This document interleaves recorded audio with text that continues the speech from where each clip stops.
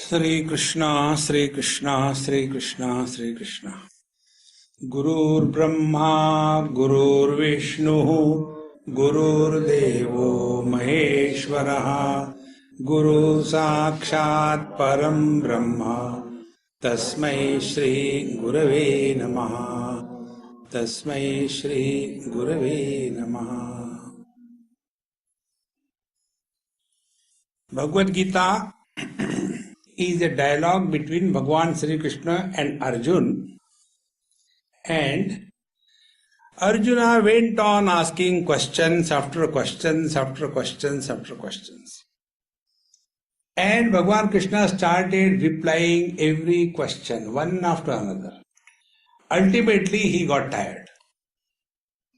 And he said, look here, whatever I had to tell you, I told. Now do whatever you like. I am not going to tell you what you should do. So the first principle of Bhagavad Gita is, we have to live our life, we have to die our death, we have to practice our spiritual practice. Guru cannot do for us. Hey Guru, please lift me. Guru is not a mule to lift us. We have to work hard. See, friends, most important thing. Many times we pass on the buck to the Guru. Now I have totally surrendered to you. Now it is your prarabdha, you suffer, I relax. No. So no wise man takes a decision for others. All that is to be told is told. See? Vimrushya etat aseshena yathechasi tatha kuru. So I told you Vimrushya. Now reflect on this. Nobody can tell you. So what Bhagavad Gita tells us, normally people when they talk on Bhagavad Gita, they will be talking on very big things.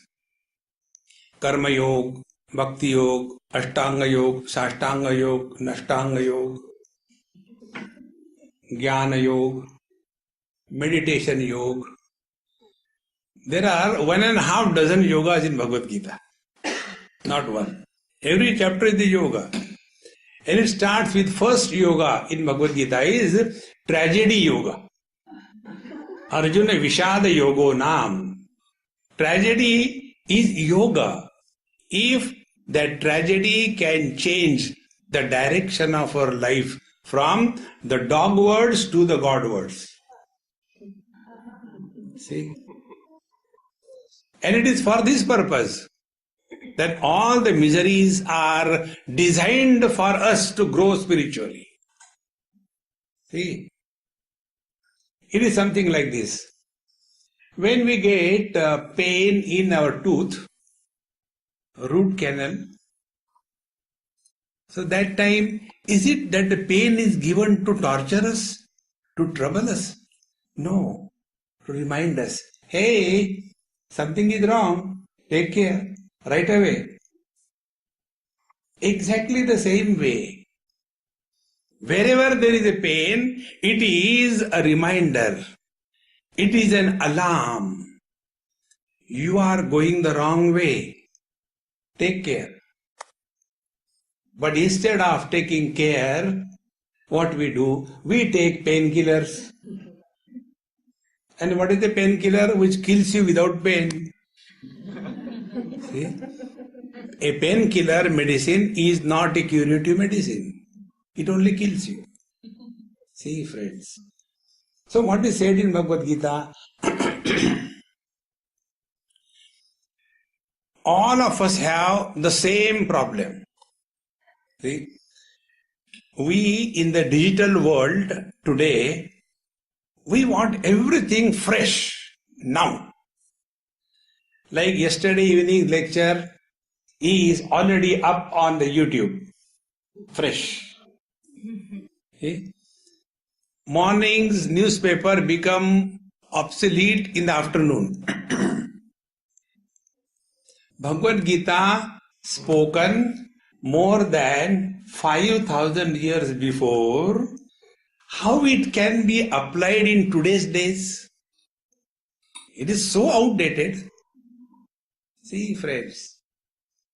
Therefore, let us find out what exactly Bhagavad Gita did. So, on the battlefield when Arjuna entered, he became frustrated, confused, dejected, and decided, I am not going to fight the war. This is in short. And when he started talking great philosophy, how can I kill my near and dear? That means if they are your near and dear, I don't mind killing. How can I kill my grandfather? How can I kill my guru? If it is your grandfather, your guru, I am okay. See? So, killing in the war was not the problem. Problem was my brothers, my father, my grandfather, my guru. See, friends. And when he spoke all the greatest philosophy of the world, that if the war happens, there will be a lot of bloodshed. Naturally, on the battlefield, there won't be a milkshake distribution. There will be bloodshed. See, friends. Swamiji Maharaj, please come. Sorry we started without your presence. I am late. And I am not responsible for that. She did it. A wise man is able to fix responsibilities on someone else and relax. So, when this happened, he decided not to fight the war. And Bhagavan Krishna did not agree. Now be very attentive. And how this whole situation came. These are very subtle points you will not get in books. In the first verse of Bhagavad Gita, which is attributed to Dhritarashtra, the only verse, if you take the superficial translation, it means that on the battlefield, my children and my brother's children, Pandavas, having come with a view to fight the war, what they have done. This is the simple translation of the first verse. Naturally, on the battlefield, they will not be playing chess. What they are doing? They are fighting. See, this cannot be the question. The question is something different. Because, be very attentive, Bhagavad Gita was told by Bhagavan Krishna to Arjuna before the war began, number one. Number two, this Bhagavad Gita was told by Sanjay to his king Dhritarashtra, who was blind, on the 10th day, not on the first day. See, so this cannot be a valid question. What has happened on the battlefield? For last 10 days, every day's complete report was given to Dhritarashtra, being the king. So many elephants were killed, so many chariots were broken, so many people died. Every day the report was given. There is complete account in Mahabharata. So this cannot be the question. What my children and Pandu's children are doing on the battlefield, it is a wrong question. Then what is the meaning of that one verse? People normally bypass that verse. See, his question was what he did before the war began. He sent Sanjay to Pandavas before the war began. Tomorrow war begins. This evening Sanjay comes to the camp of Pandavas. And he says to the Pandavas, 5 of them, along with Bhagavan Krishna, they are sitting around.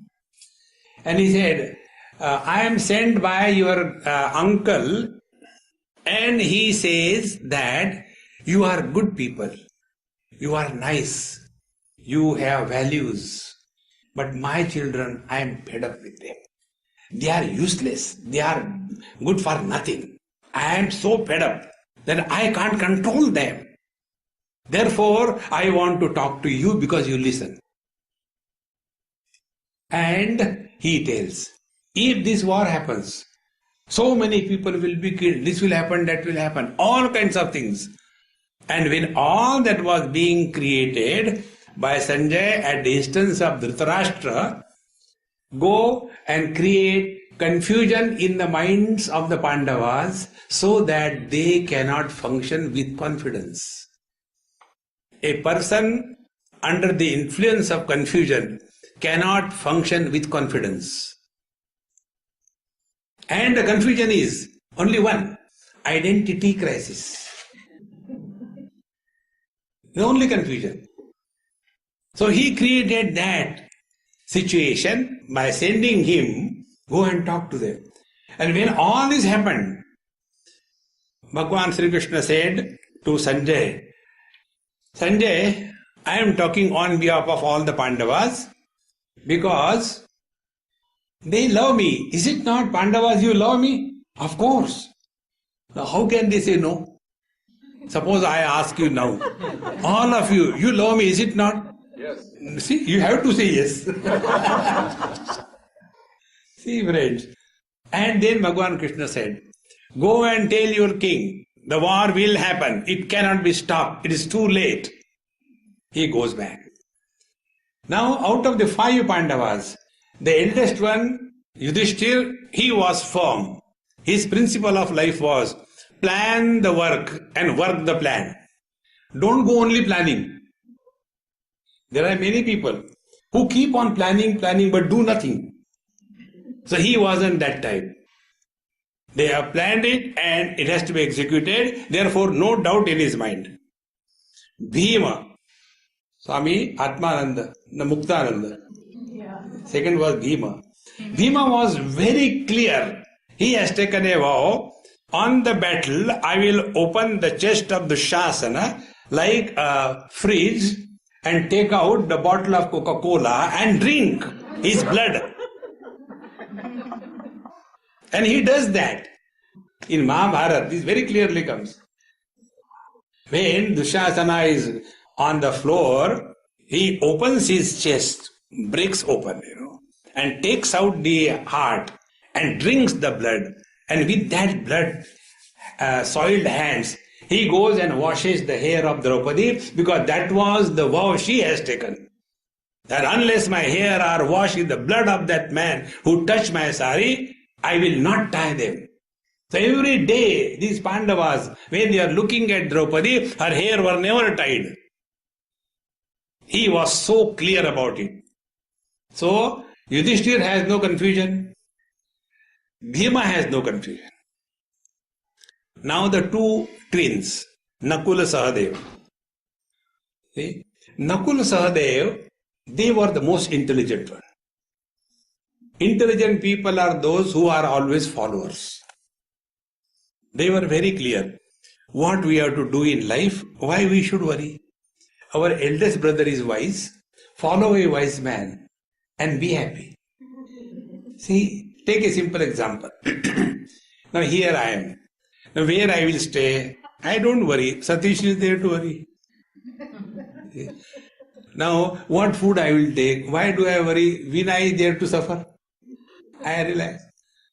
Now, what will happen to my clothes? They are dirty for last so many days. Why should I worry? That girl is there. See, when somebody does things for you, you are happy, is it not? In the same manner, somebody thinks for you, why worry? See, while coming, Shirish asked me a question. Swamiji, what is the topic you are going to talk? I said, why worry? I don't know. See how simple life becomes. They were such intelligent. They had decided, we will just follow our eldest brother. And whatever he does, we do. Relax. See? So out of the 5, 4 were sorted out. Now the hero, Arjuna, comes into picture. See, friends, Arjuna starts thinking when it is not required to think. See, friends. Once, in an institution, one of my friends, he is a professor of yoga, Mimamsa, and I had given talks on Patanjali Yoga Darshan, and there were about, 65 cassettes those days. So he said, Swamiji, please give me your cassettes, I want to study them. I said, okay. So I packed them, I was in a hurry. So one of the students I told, I said, hey, give it to Dr. Sharma and I'm in a hurry. He said, okay. He took the bundle of cassettes and started walking towards his hostel. I said, hey, why are you going to hostel? I told you to give to your professor. He stays here. No, I thought that he may not be there. I said, who asked you to think? See, don't think when it is not necessary. Arjuna started thinking. See, what they told is very true. If this war happens, there will be so much thing, and blah, blah, blah, blah, blah, blah. Confusion. And there was confusion that he doesn't want to fight the war. At the same time, he had hatred, jealousy, vengeance, bitterness towards the Kauravas. So there was a hodgepodge of personalities in his own being. And with that confused mind, when he comes to the battlefield, he asks Bhagavan Krishna that, oh Lord, kindly take the chariot between the two armies. I want to check who are those guys who dare fight with me. What an arrogance. Friends, one may be able to digest failures in life. Digest perpetual success is a very difficult challenge in life. Arjuna was never defeated in his life. And therefore, he became so arrogant. Who dare fights with me? Imagine. And second thing, he says, they are bad people. He uses very bad words. Atatai. Atatai means those who deserve to be killed without inquiry. They are atatais. And we are good people. See, friends, when these two things happen, the Lord has to come in our life. And the Lord comes in the form of creating an identity crisis as to who am I? So what Bhagavan Krishna did? So when he was told, Senayor Uvayor Madhye Ratham Sthapayame Achyuta. Hey Achyuta, hey Krishna, kindly take my chariot between the two armies. And Bhagavan Krishna takes the chariot and says, see, Pashyaetan Kurun Partha. Hey Arjun, you want to know with whom you have to fight? You have to fight with your nears and dears. Now, this is one of the most subtle points in Bhagavad Gita. To fight with the enemy is very easy. It's not a big deal. When our own nears and dears, they start being inimical to us, to deal with them is a real challenge of life. See, friends, it is something like this. One example I'll tell you. There was a friend of mine, a Marwari friend. I went to their house for food. And when I was taking food, that time that lady told me, Swamiji, my husband has spoiled my son. So I was interested in eating, not listening to the complaints. I said, never mind, give me something to eat. Then the husband said, Swamiji, I'll talk to you later. So I said, at least somebody there to protect me. I finished my breakfast. Then he said, you come to my bedroom, I want to show you something. I went there. One full almirah, full of cash. Those days, only 100 rupees notes were there. 500 rupees were not there. It was packed with cash. He said, my son knows this amount here. Every morning he comes, Dad, I want 5,000. If I say, what for? Why you are spending so much money? He takes out his pen, this phone and tells, Dad, is this the number of the income tax people? So he blackmails me. If I don't give him, he will inform the income tax people. It's a black money. So I give him. Again he comes in the afternoon. Dad, I want 10,000. If I ask him, he again shows me the phone number. Now tell me, whether I should protect my money or I should protect my son. If there is someone else, I can shoot him and finish him off. But he is my own son. He is blackmailing me. What should I do? Protect money or protect son? I said protect money. See, friends, dealing with the enemies is very easy. Dealing with the nears and dears is very difficult. Now go subjectively. We are miserable because of our wife or somebody else's wife. We are miserable because of our children or somebody else's children. We are miserable because of our mother-in-law or somebody else's mother-in-law. Think. This is the basic principle of life. So Arjuna was so disturbed. Oh God, I have to kill my own people. Earlier he came with arrogance to fight and kill.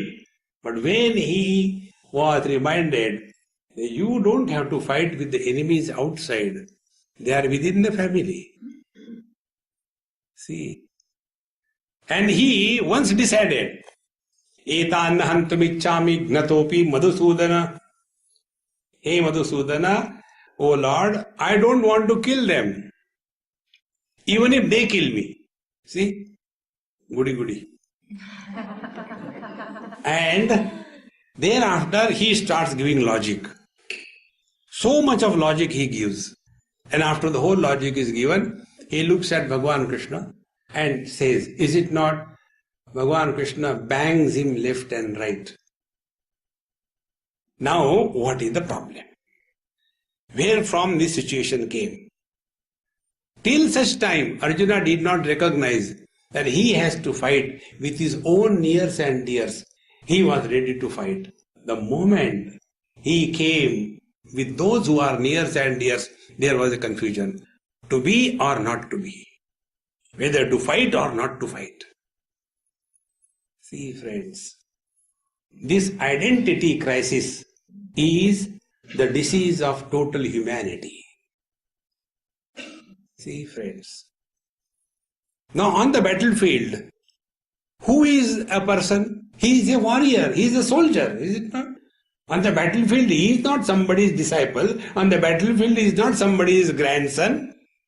It is something like a person is to be operated and the doctor, the surgeon is expert. For example, appendicitis operations. He is so expert that while talking he can just poke and take out the appendix and throw it away. Go next. So expert. And when his own son is lying there on the operation table, and thereafter when the abdomen is opened, then the question comes, I hope operation goes all right, he doesn't die. No. So the doctor has disappeared and father has overtaken. Now in the operation theatre, what is the relationship? Doctor versus patient. But now the father is born and the patient has become a son. Confidence, courage, perfection, everything starts waning away. See, now, is it not our story? We are all miserable, never because of others. We are miserable because of our own mind. See? Yesterday somebody asked me a question. Swamiji, I want to ask a question. I said, start. How to control the mind? I said, why you worry about my mind? No, not your mind. I want to control my mind. I said, then how do I control your mind? You control. See, friends, we simply talk about controlling the mind. I ask him, tell me what is an uncontrolled mind? See, unless you define what is an uncontrolled mind, how can you arrive at a controlled mind? See, friends, Bhagavad Gita, this is the important principle. Atmaiva atmano bandhu, atmaiva ripuratmanaha. Our mind is our friend and our mind is our enemy. See, friends, we are not disturbed because somebody else's mind, our own mind. And then what we do? We run away. But we forget, wherever we go, there we are, the culprit of everything. See, friends, the deeper you go, we simply say, I want to control the mind is disturbed, the mind doesn't listen, I am frustrated. Don't complain. If you really want to walk the spiritual path, stop complaining about mind. Normally we complain. I mean, whenever I sit for meditation, no, there are too many disturbances. What should I do? Don't do meditation, relax. No, but our Guru Maharaj told, do meditation, then suffer. See, friend, this is not the way.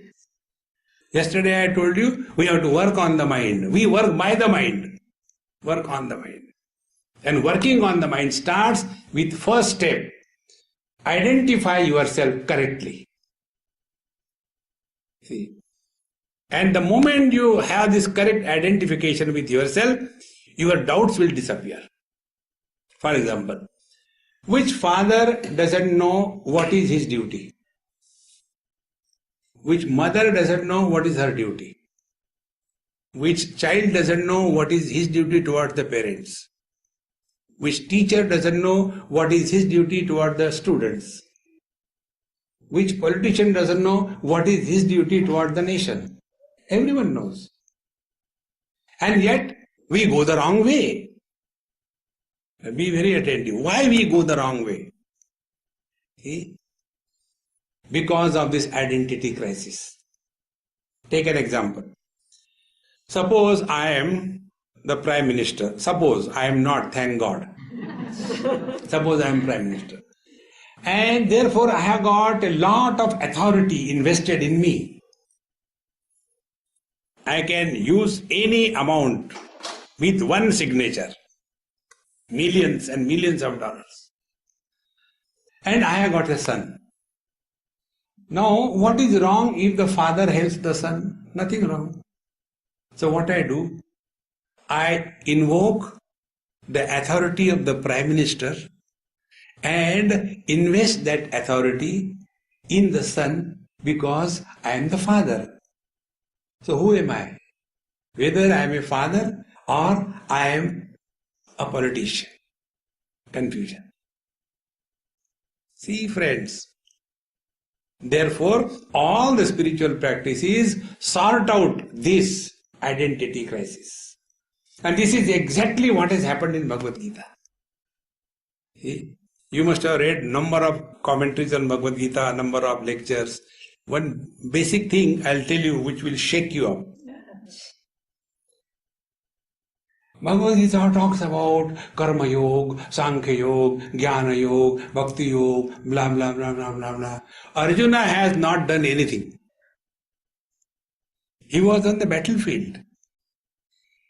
On the battlefield, when two armies are standing in front of each other, and there Bhagavan Krishna tells, Shucho Deshi Pratisthapya Sthiramasana Atmanaha, do meditation. He has not done meditation.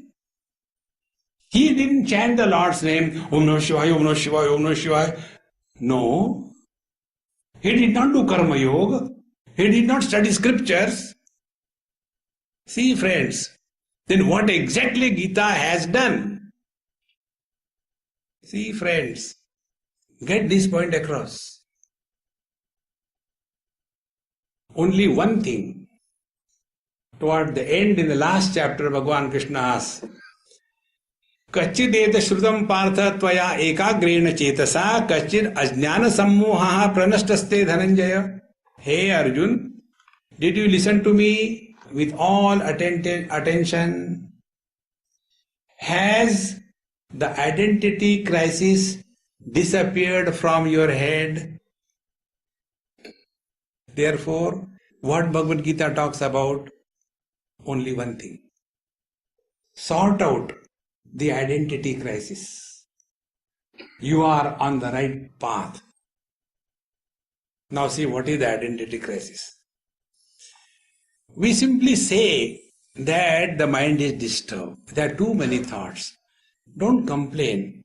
If you start investigation, you will come to know that at the root of every thought, there is somebody. See? Now, as you are sitting here, let us play meditation. I don't do meditation, I play meditation. You know what is the basic difference? When you play meditation, you don't become meditator. You must have seen in your houses, small kids, they play home, is it not? Brother, sister, they become mother, father. And the brother becomes the husband, and the father, the sister becomes the wife. And they are playing. So they don't become husband and wife. They're just playing. See, friends, action without a doer is divinity. Knowledge without the knower is divinity.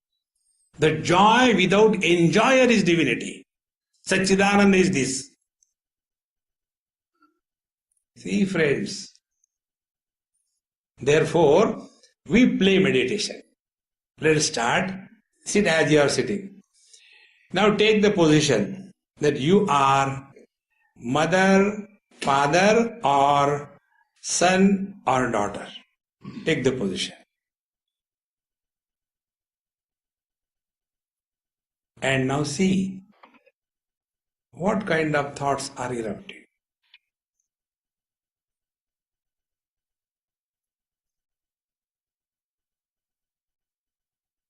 Stop. Experiment number 1 over. Now second experiment. Now take the position. You are husband or wife. And see what thoughts are coming.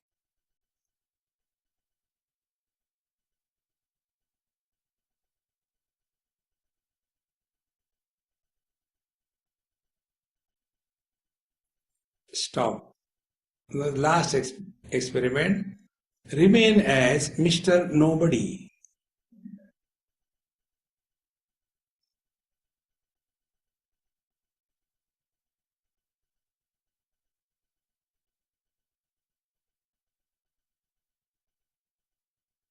And see what thoughts are coming.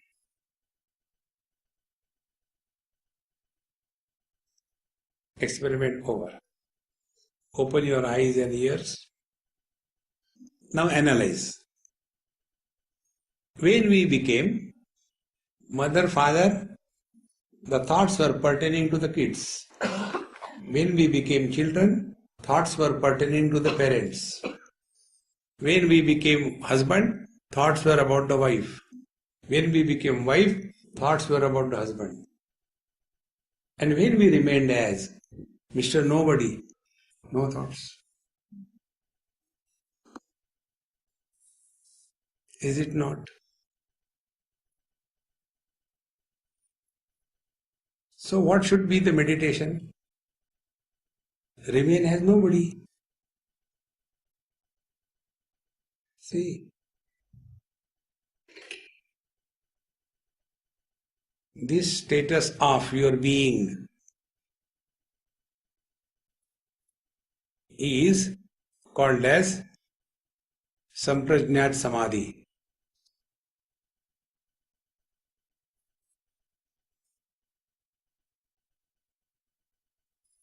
See, friends, don't trust me. See your own experience.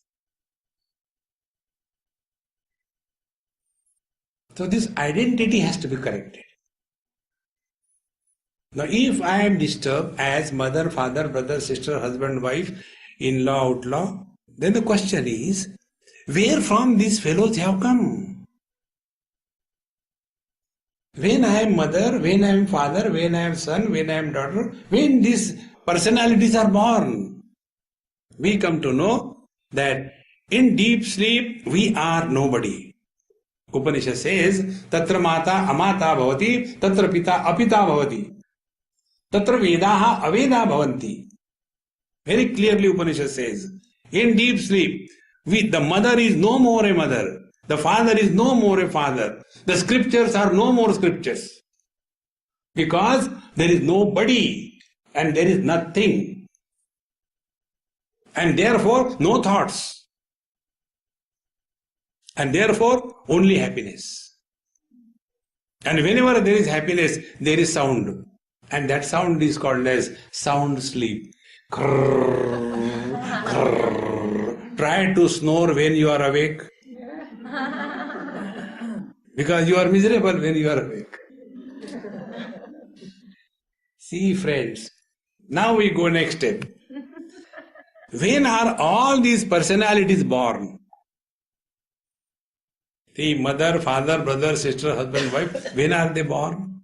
They are born that moment when we are identified with our gross body. See?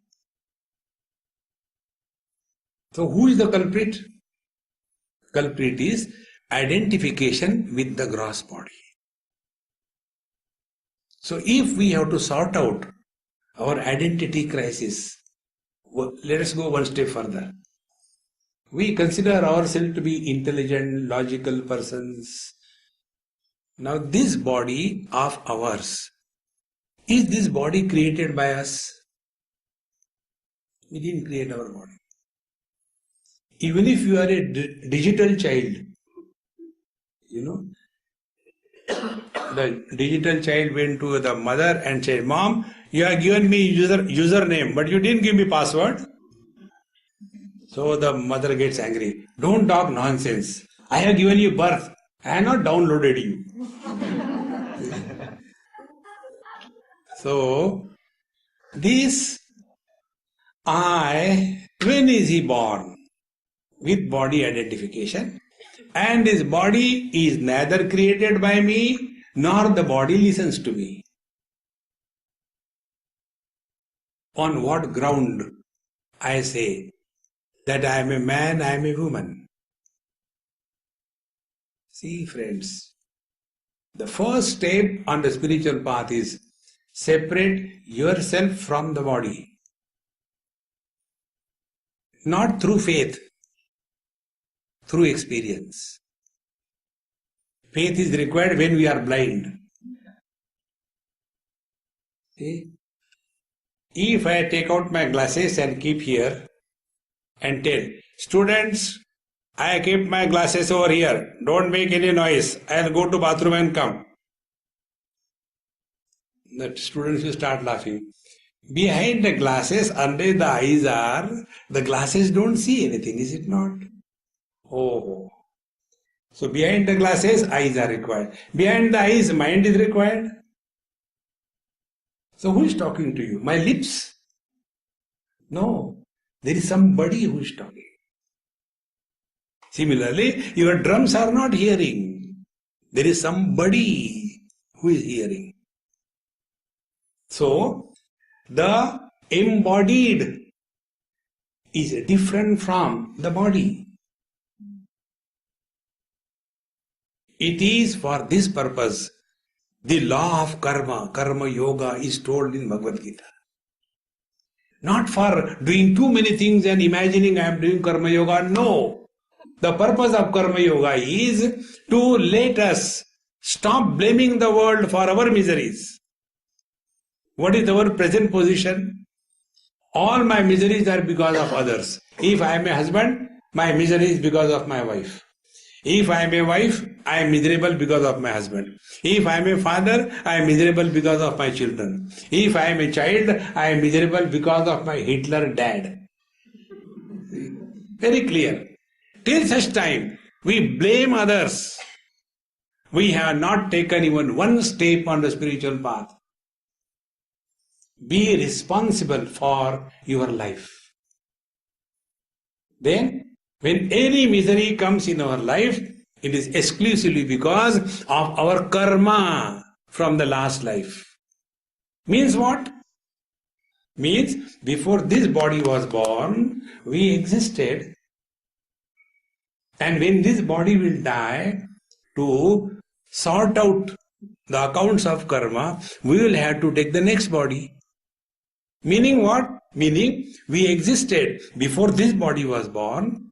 We exist in this body and we continue to exist when this body dies. Therefore, dead and gone. Body died, embodied gone away. So what should be the result of this knowledge? Fear of death must disappear. Is it happening? If this is not happening, we have not studied scriptures, we have not practiced yoga, we have not understood anything. See, friends. Therefore, the whole problem of life begins from body identification.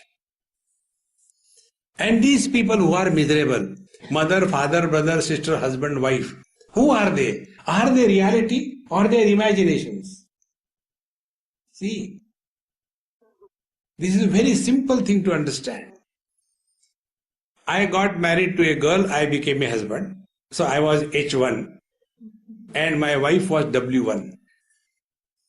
Then I found out it was something wrong, I should separate. I separated. So when I separated from my wife, where the husband has gone? Find out. Then again I got with the second one, let me try. Then the H2 was born and she was W2. Now the question is, the H1 and H2, are they same? Are they different? Or are they anywhere? Think. So these husband, wife, brother, father, mother, sister, they are not anybody. They are just illusions. They are the virtual reality, Those who know the computer language, we have got such huge data in our hard disk. Because of that, hard disk doesn't become heavy. Hey, yaar, it is 1 TB, it is too heavy, I can't lift. No. And when you delete all the data, relax, and it's very light. No. Because virtual reality is that which appears but which is not. See, friends. And who is miserable? These fellows. Mother, father, brother, sister, husband, wife. Those who are not, they are miserable. How can you help them? It is something like you stand in front of, near the lake. Very steady lake. This time we went to Alaska with Satish. Many places, beautiful lakes, so still water. Not even one ripple, like a glass. And when you stand there, you see the 100% perfect reflection. Oh, so beautiful. And then you put one small dry leaf. There will be ripples. And when the ripples are there, our reflection starts dancing and breaking into pieces. Is it really dancing? Is it really breaking into pieces? It only appears because there is no solid object like reflection. Exactly. There is no solid thing called as mother, father, brother, sister, husband, wife. They are only imagination. They are not real. Real, you are real. See, friends. Therefore, Bhagavad Gita's first step is, if we want to sort out identity crisis, the culprit is body identification. In somebody's house I went, one sweet small girl asked me this question. Swamiji, when this world was created by God, so I asked her, I said, hey, you're so sweet, intelligent. Who asked you to ask me this question? Mummy. Children don't ask us stupid questions. Those who ask questions about why God created this world, understand this is the first step of depression. See? Why you should worry why God? Then I asked that mother, I said, Mama, why don't you ask me directly? No, Swamiji, I am afraid of you. I said, thank God, somebody is afraid. Then I told her, I said, you tell me, did God come and tell you that I have created this world? See. No, I want to ask God a question. What question you want to ask God? Why I am miserable after my marriage? So I said, imagine I am God, his representative, I'll reply on his behalf. Then I told him, I created a woman. In woman there are no problems. You created a wife. In wife there are nothing but problems. Now out of that one woman, a wife is created, a mother is created, a sister is created, and these illusory eyes, they are the cause of all miseries. Think, friends. Therefore, the first step on the spiritual path, whether you are doing asana, pranayam, pratyahar, dharana, dhyan, samadhi, whatever you are doing, the purpose is freedom from body identification. Now what happens with why we suffer on the seat of meditation? We sit for meditation as somebody, and then we are told, Chitta Vritti Nirodha.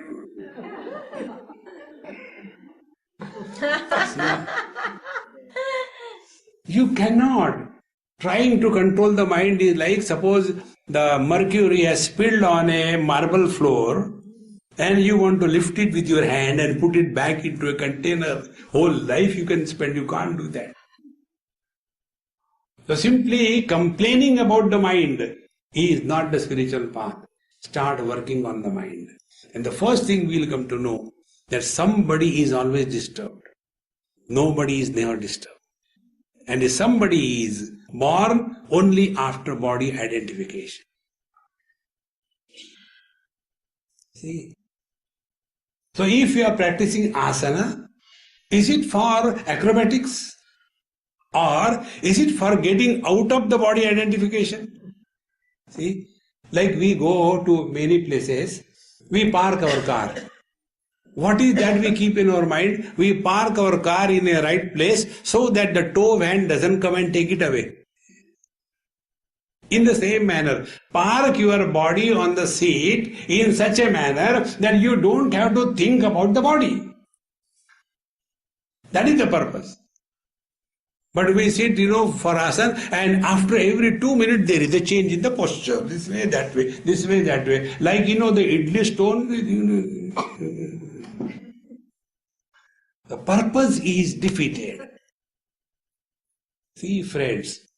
Therefore, when you are sitting for your meditation, only purpose is get out of body identification. And for that, the great masters have told us, first of all, when you are there, be cheerful and happy. Oh God, again in the morning meditation I have to do.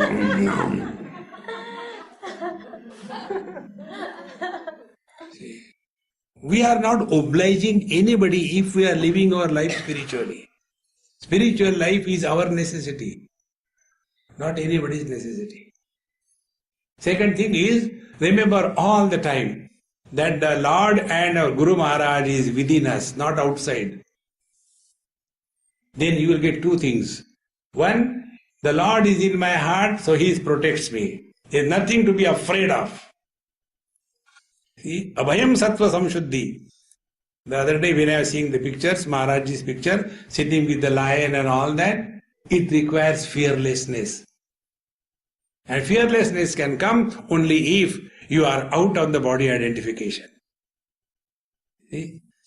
There was one camper, he went with his group for, hiking in the forest in India. And unlike America, India, we have got tigers and lions and everything, So, he got lost. And then he thought, where to go? It was becoming evening and dark. Finally, he pitched his tent and sat inside, switch off the light and everything. Oh God, nothing should happen. No animal should come and bite me and take me away. And in that tiredness, finally he slept. And when he slept, he started his classical music. Krrr, krrr. And by smelling that human being, one tiger came. And when the tiger heard this sound, the tiger got frightened and ran away. Because for this man, there was nobody else. And for the tiger, there was somebody else. If there is someone else, you cannot be at peace. It is with body only we are many. See, discard the body identification as in deep sleep, we are one. See, friends, therefore real spiritual practice is analyze your every experience, learn and grow wise. Then how to live in this world? Live in this world by only one technique. And one technique is like an actor lives on the stage. An actor. We are reactors, not actors. Actors, as if he is miserable, he cries, but he is not. As if he is happy, he laughs, but he is not. As if he is rich, but he is not.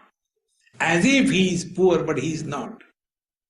In the same manner, do your duties sincerely, perfectly, but no, this is only an acting. After your act is over, change the clothes and be happy.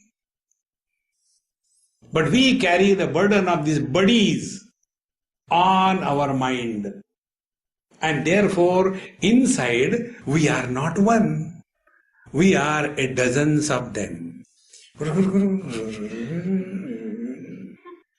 Therefore, yesterday I told you, try this technique. Very simple. Stop talking to yourself.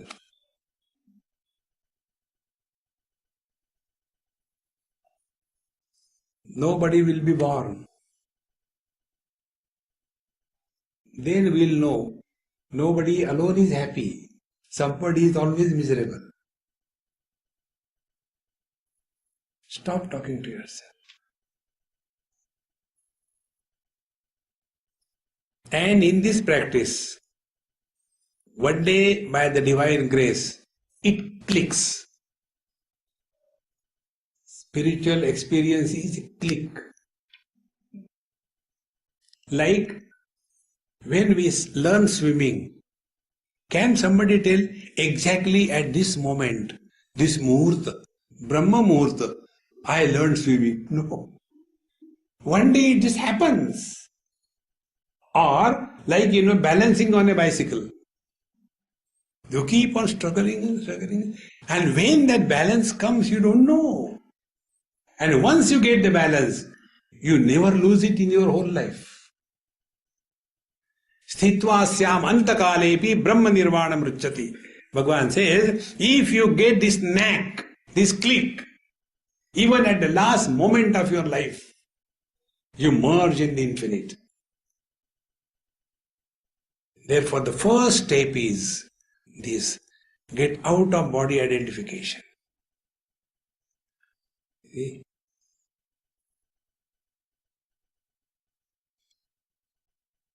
After this is practice, then the second step comes. Second step is, Arjuna's problem was, if I kill them, I will go to hell. Who are you to kill anybody? Please remember, we can do nothing in this world. Nothing. You must have experienced sometime in the meetings, some serious meeting is going on, and 7, 8, 10 people are sitting with all seriousness, fundraising, all serious fellows. And in that one person, excuse me, and everybody is anxiously waiting to receive his sneeze. And it doesn't come. Nothing is in our hand, friends. But we have that arrogance. I have done this thing, I have done that. Then suffer. See, friends, Patanjali Maharshi clearly tells, 3 things are predetermined. Nobody can change them. First, where we are to be born, jati, ayuhu, how long this body has to remain, and bhogaha, and what are the experiences the body has to go through. This is predetermined according to karmashaya, the total karma from the last life. So why worry? Relax. See, friends, I don't know what is going to happen. And then relax. If you know what is going to happen, then be prepared. You must have experienced, when for the first time we learn, driving the car and all that, we are so tense, you hold that steering wheel so firm as if, it is going to run away somewhere. And when we get down of the car, we forget that we have to leave it there. We uproot it and go out. Relax, relax, relax. The moment you learn this principle, that we all have to play different roles. Play your role. Then, to that extent, body identification will be reduced. When body identification is reduced, there are no responsibilities on us. When you are awake, then there is a responsibility. You know what a football player can have a dream? These days football matches was the biggest thing. One football player, he slept. And a football player can have only one dream. He is getting the penalty corner. So in the deep sleep he was sleeping and then he dreamed. He got the penalty corner against Germany. A Brazilian got the dream. And in that dream, he kicked hard. And his own son, who was sleeping with him in his bed, he was thrown out of the bed. Now, will he be punished? No. Because the one who kicked, he is not the one who is awake. See, friends. Therefore, the second step, Bhagavad Gita tells, don't have that notion, I do this thing, I do this thing, I do this thing. Real spiritual life is only two things. Number one, undoing. Number two, unbecoming.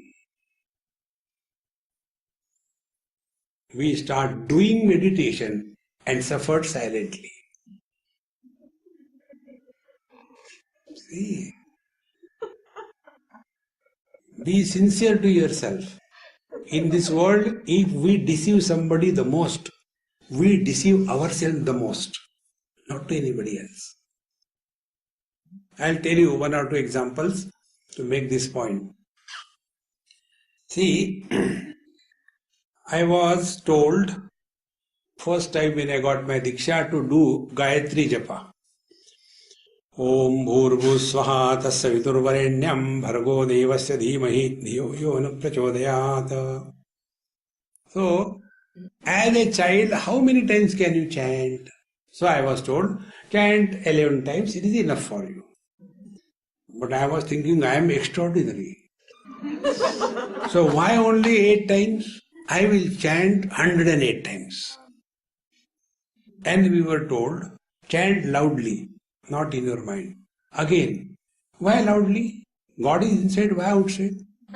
So I have my own techniques. Then I started. Now my stamina is not even chanting 2 times.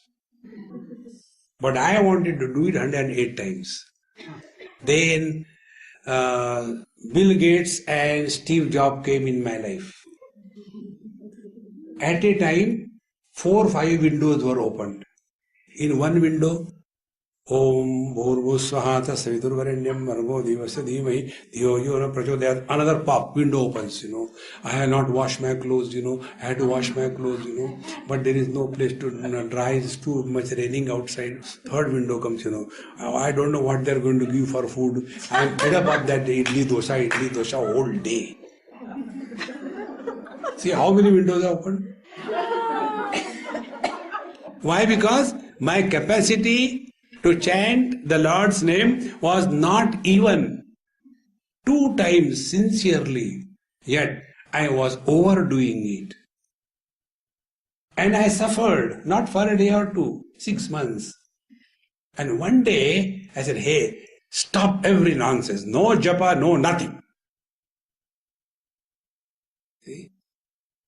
Everything disappeared.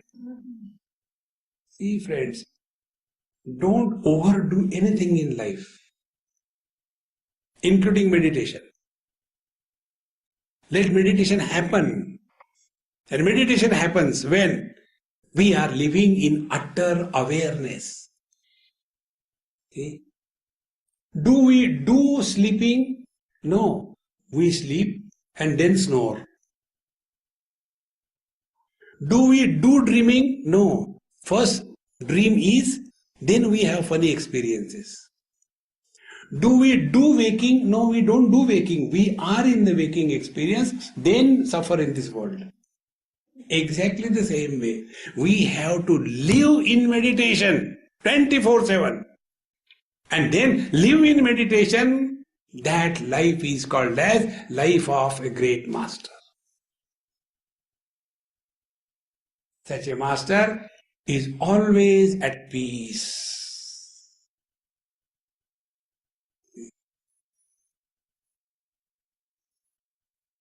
And that can happen only if our attention awareness is that am I doing something or things are happening?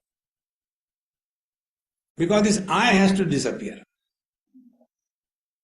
Disappearance of the I is beginning of the meditation life. Like when we sleep. How do we sleep? Exactly the same way meditation begins. We first of all withdraw from the whole world, close all the windows and doors, get below the quilt and cover ourselves, and then the japa starts. I want to sleep, I want to sleep, I want to sleep. Till such time I and the want is the sleep has not begun. But when I and the want disappears, even in the satsang,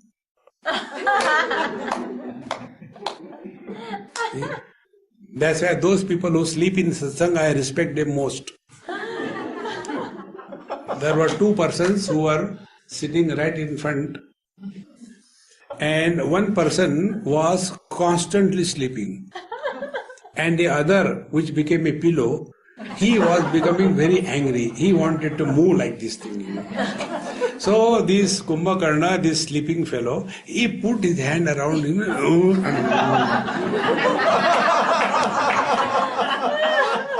And after my lecture was over, this person was awakened from sleep. And thereafter he came straight away, Swamiji, you are awesome. So I told him, very few people can understand me, you are the only one who I really understand. And he went away. Now this pillow was boiling out of anger. And the pillow said, Swamiji, you saw him sleeping, why didn't you wake him up? He was disturbing me. I said, look here, first of all, cool down. Tell me what for you have come here? For discovering happiness or misery. Of course, I came for happiness, but cool.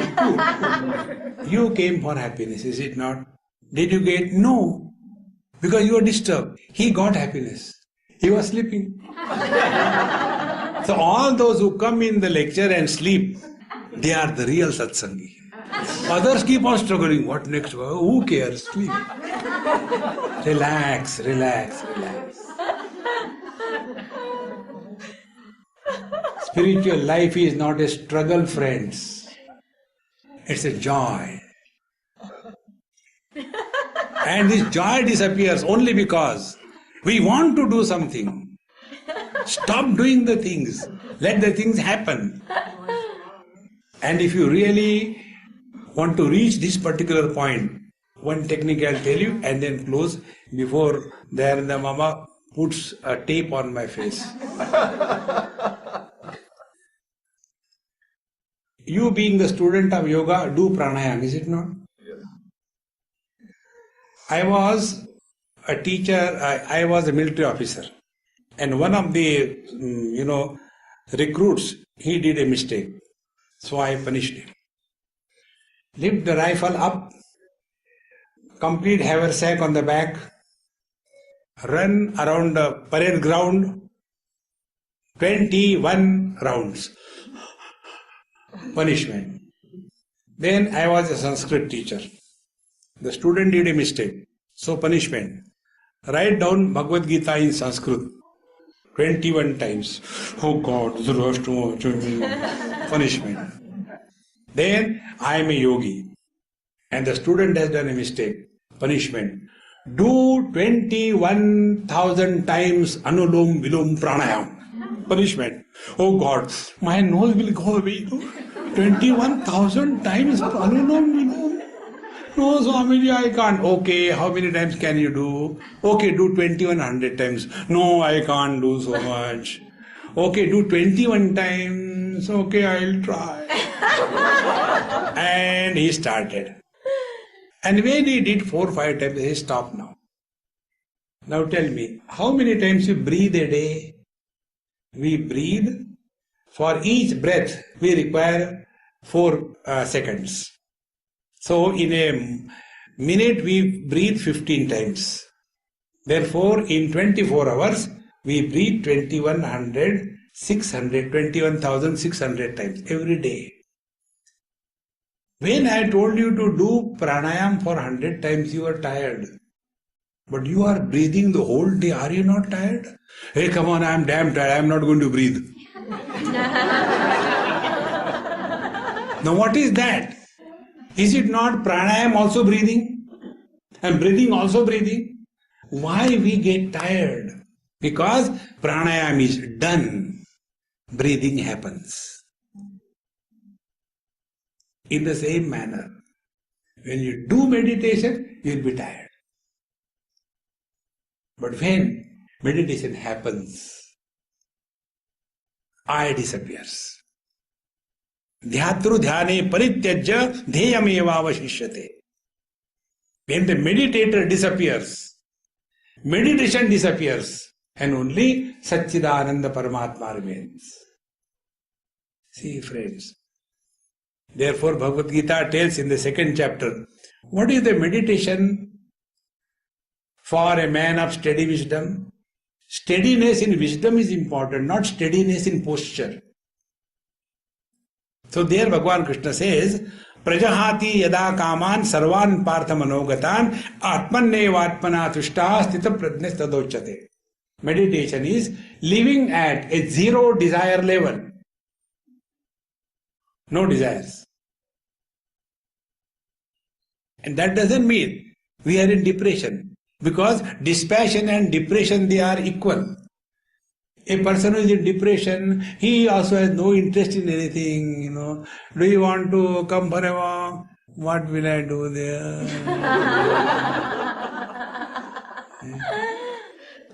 Did anybody say to you something bad? Who talks to me good? Are you not well? When I was not well. Depression. See, friends. Depression is withdrawal from the world under the unhealthy condition of the mind.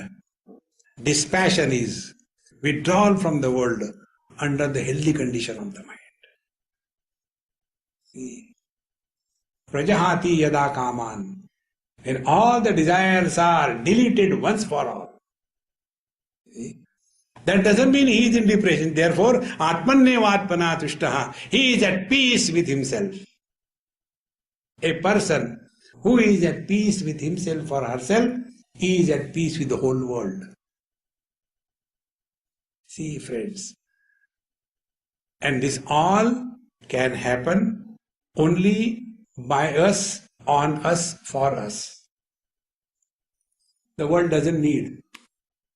See, friends. Therefore, Bhagavad Gita tells, discover your correct identity. You are neither the mother, father, brother, husband, wife, brother, sister, etc. You are not the body. You are not the doer. Let the divinity express through you in full glory. And the full glory is called as Satchidananda. See, friends. Satyam Jnanam Anantam Brahma. Satchidananda is Satyam Jnanam Anantam. See, friends. And that Paramatma we cannot see, cannot know. but the expression of that Paramatma can be seen. Like nobody has ever seen electricity, how it looks like. Nobody has smelled electricity, how it smells like. Nobody has heard how electricity sounds like. But we can experience the presence of electricity through manifestations. In the same manner, when the same Paramatma expresses in his full glory, that full glory of the divine expression is called as Satchidananda Maharaj Ki Jai. Om Purnamadaha Purnamidam Purnat Purnamudachyate Purnasya Purnamadaya Purnamevavashishyate. Om Shanti Shanti Shanti. Hari Om. Shri Gurubhyo Namaha. Hari Om.